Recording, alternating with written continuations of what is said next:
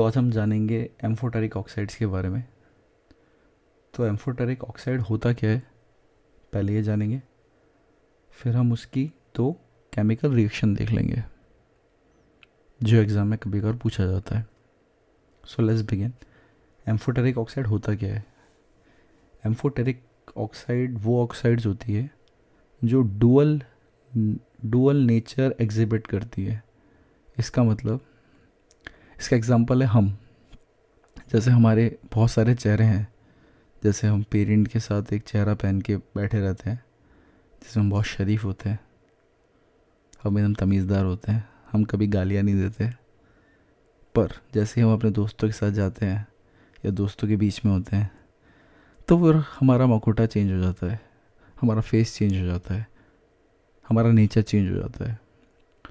उसी तरीके से एम्फोटेरिक ऑक्साइड्स वो ऑक्साइड्स होती हैं जो एसिड के साथ, अगर एसिड है तो वो बेस बन जाती है, और बेस अगर मौजूद है तो वो एसिड बन जाती है।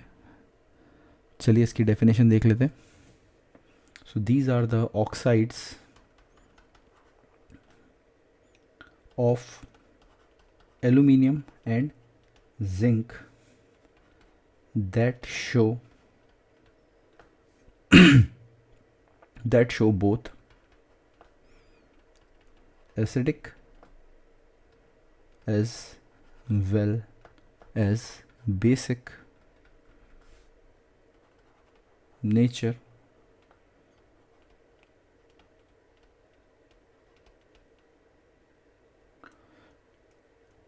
that's it that's show these are the oxides of aluminum and zinc that show acid as well as basic nature depending on the other chemical present, right? मतलब ऑक्साइड सल्फ जिंक की और aluminium की show करती है acidic nature और basic nature दोनों, depending on the other chemical present. ठीक है, तो अगर केस ऐसा है कि अगर एक एसिड है, उसके अंदर मैं एक एम्फोटेरिक ऑक्साइड डालूँ, ठीक है, तो ये क्या बनेगा? तो ये एक्ट करेगा बेस की तरह, और ये क्या प्रोवाइड करेगा मेरे को? एक सॉल्ट प्लस वाटर। तो बेसिकली जो न्यूट्रलाइजेशन रिएक्शन है, जो क्या होती है, जो होती है base plus acid will fetch salt plus water. तो उसी तरीके से एम्फोटेरिक ऑक्साइड्स वो ऑक्साइड्स होती हैं, अगर हम एसिड में डालें तो वो बेस की तरह एक्ट करती है, और अगर बेस के अंदर डालें तो वो एसिड की तरह एक्ट करती है। ठीक है, चलिए इसका एक एग्जांपल देख लेते हैं, दोनों का एक एक करके। तो पहला हम एग्जांपल लेते हैं।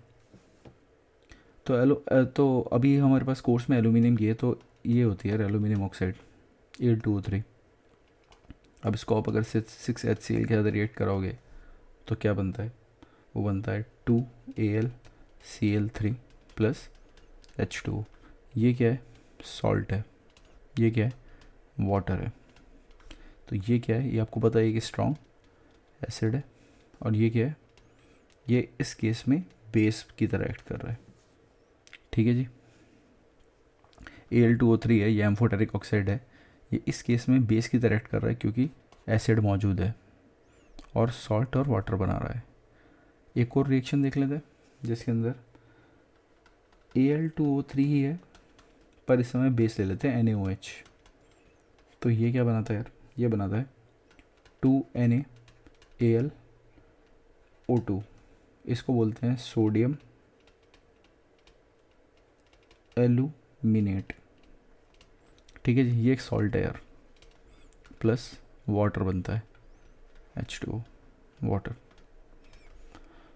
तो ये क्या है? ये एक स्ट्रॉन्ग बेस है, तो इस केस में ये किसकी तरह एक्ट कर रहा है? एसिड की तरह एक्ट कर रहा है। तो हमने क्या जाना? हमने ये जाना एम्फोटेरिक ऑक्साइड वो ऑक्साइड्स होती है जो depending upon the other chemical अपने आप को एसिड बना लेती है या बेस बना लेती है। अगर इस केस में देखा जाए तो इसमें ये बेस की तरह एक्ट कर रहा है। क्यों कर रहा है? क्योंकि एसिड प्रेजेंट है। इस केस के अंदर ये एक एसिड की तरह एक्ट कर रहा है। क्यों कर रहा है? क्योंकि बेस प्रेजेंट है। और हमें पता है कि अगर एक एसिड एक बेस के अंदर रिएक्ट करता है तो क्या बनाता है? Salt plus water. एक सेकेंड, हाँ। तो अगर ये एसिड है तो ये बेस बन जाता है, बेस है तो एसिड बन जाता है। इसी को एम्फोटेरिक ऑक्साइड बोलते हैं। आई होप आपको ये कॉन्सेप्ट समझ में आया हो। Thank you.